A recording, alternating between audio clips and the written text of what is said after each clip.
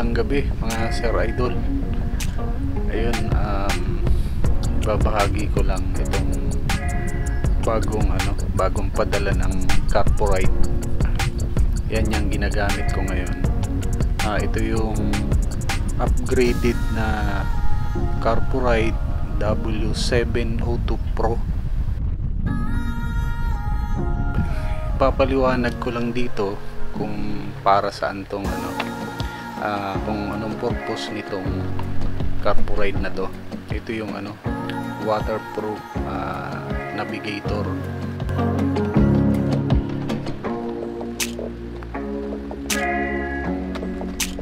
Ito po kasi ginagamit ng mga rider, na mga mahihilig sa mga long ride.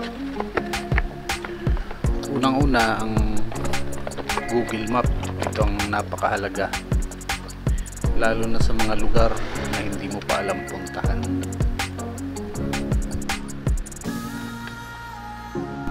Dahil ang kadalasan ng mga ginagamit natin ay cellphone, at ito ang kapalit ng cellphone na nakalagay sa harapan ng motor natin.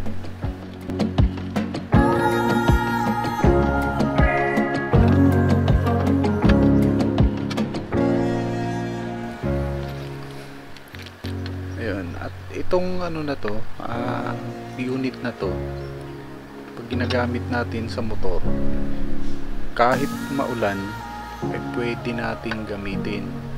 Hindi mo na kailangang itago, itabi, dahil waterproof na siya. At kahit tag-init, kahit terik ang araw, ay pwede pa rin, dahil naka-design siya na para kahit mainitan ay tuloy pa rin, gagamit pa rin. Yan, yun yung power button nya. Tapos yun sa katabi, dyan mo pwedeng ilagay yung tinatawag na TF card. Pwede mo siyang lagyan ng mga movie, mga kanta na gusto mo dun sa memory card. Saksak mo lang dun, ayun, pwede mo nang panoodan, kaya pwede ka nang mag-music ng mga gusto mong music. At ito nga pala, yan, siya, yung halimbawa ginagamit mo siya kahit terik yung araw, masyadong maliwanag, nagkukusa siyang may automatic siya, dim. Yan. Tapos pag madilim naman, liliwanag siya. Ayan, may equalizer. Ayan yung mga functions niya.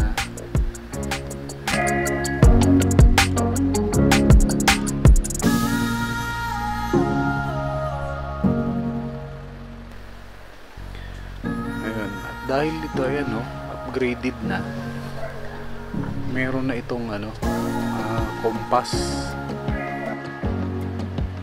Malalaman na nito kung nasa mataas na lugar ka, tulad nito 60 meters above sea level or 223 feet above sea level.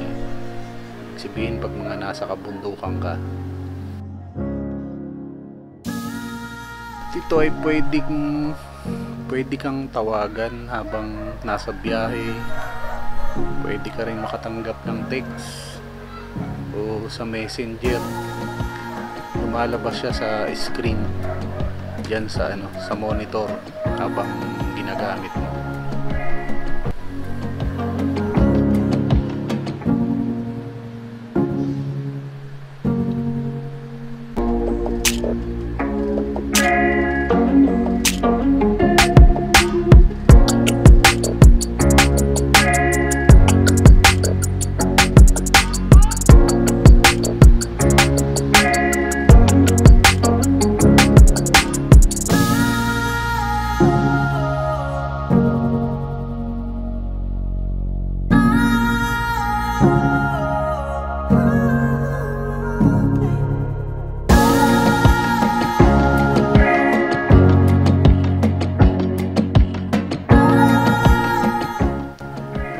sabihin dapat may may may load para syempre kukonekta siya sa Google Map. Ayun. So ngayon yung cellphone mo syempre nakatago na yan, hindi na yan nakadisplay yung cellphone mo, kundi ito na lang yung yung nakalagay sa harap ng motor mo. Yan sinasabi ko na kahit umulan, umaraw, hindi mo na kailangan tanggalin. So hindi katulad ng cellphone, maraming cellphone na hindi naman waterproof. Ayan, pag umulan, itatago mo, matitigil yung biyahe mo. Makakatuloy ka man ang biyahe pero hindi mo na matitingnan yung mapa. Kaya iba talaga pag meron kang ganyan, kasi waterproof naman, ibig sabihin tuloy-tuloy ang biyahe.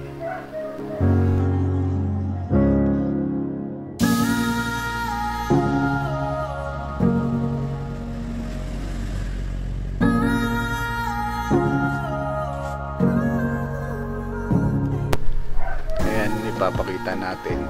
Ayan, kakabit lang dyan. Then madali lang din siyang tanggalin kung sakaling paparada ka sa mga palengke, sa mall. Ayan, pipihitin mo lang, tanggal na.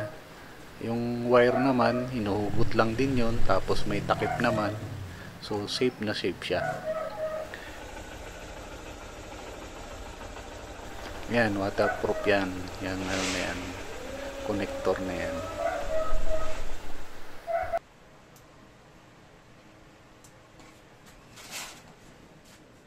Subukan na natin. Yan. At syempre, kailangan i-connect din sa cellphone mo. Bubuhayin mo yung Bluetooth para may connection siya. Tapos yung wifi niya, i-connect mo rin sa kanya.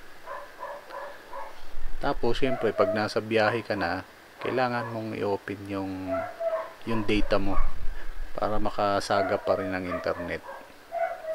Yan naman, pag naka-on parehas yan, kusa na siyang magko-connect. Basta i-search mo lang yung unit ng CarPoRide na yan sa cellphone mo. Yan, kumunik na siya.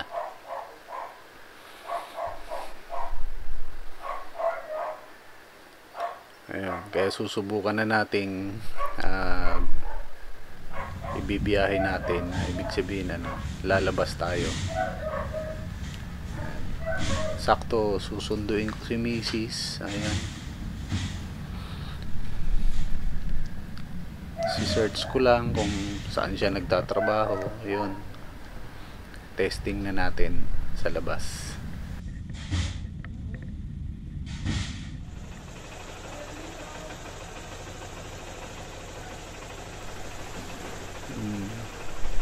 Ayan, gamit ko yung jabber intercom. Yan ang ikakabit ko. Dahil susunduin ko si Mrs. Syempre, naka-jabber din siya. Mamaya itatry natin parehas yung dalawa na nakakunik.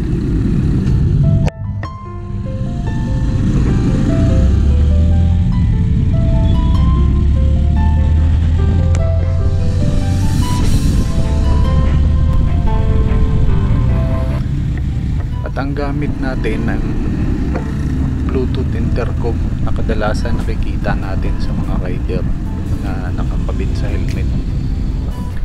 At ang kagandahan pa nito, kung wala kayong Bluetooth intercom na mga nauuso ngayon, ay pwede ang mga Bluetooth headset o headphone lang na kahit anong brand ay pwede. Yan, pwede nyong gamitin yan basta may Bluetooth siya. At kung sakaling may backride ka o dalawa kayo na magkaangkas, ay pwede kayong makakonect pareho. Kung may Bluetooth headset kayo pareho at makapag-usap kayong dalawa gamit ang intercom, yung icon, merong icon dyan sa monitor na nakalagay sa screen. Ayan, pipindutin nyo lang ito at makakapag-usap na kayo. So yan ang kagandahan, na kahit wala kayong intercom, pwede na yung mga Bluetooth headset, makakapag-usap nang hindi kayo nagsisigawan ng yung backride.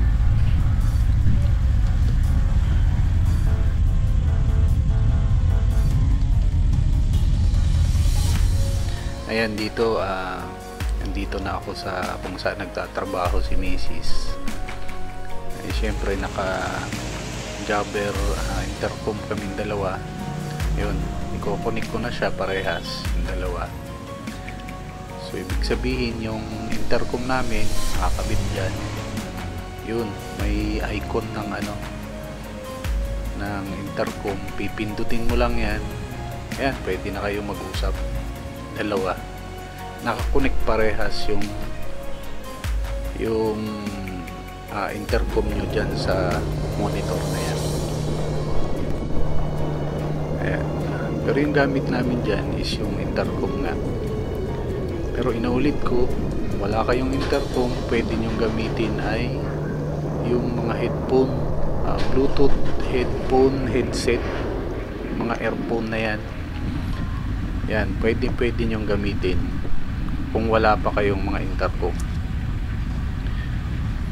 At ang dagdag pa nito ay pwede din kayong makinig ng mga music, na ang ibig sabihin nag-uusap kayo pero naumay na kayo sa kwentuhan at trip nyo namang mag-music. Yun, pwede naman kayong mag-music basta pipindutin nyo lang yung may icon ng intercom. Ibig sabihin, pwede kayong makinig ng music ng parehas. Iisa lang yung pinapakinggan nyo na music, dahil meron itong music sharing na tinatawag. So inaulit ko, pwede kayong magkwentuhan gamit yung headset o kaya intercom. Pag ayaw nyo na, pwede kayong makinig ng music. Yun lang, hindi pwedeng pagsabayin. Kunwari magma-music kayo, hindi nyo maririnig yung mga usapan nyo, pero pag pinindot nyo yung icon, mag-uusap naman kayo, yun, hindi nyo na maririnig yung music.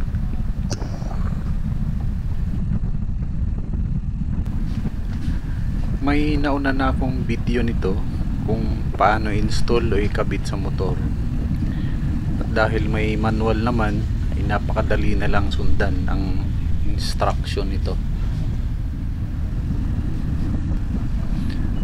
Sa mga may gusto nito, check nyo na lang sa description box yung link nitong unit na to.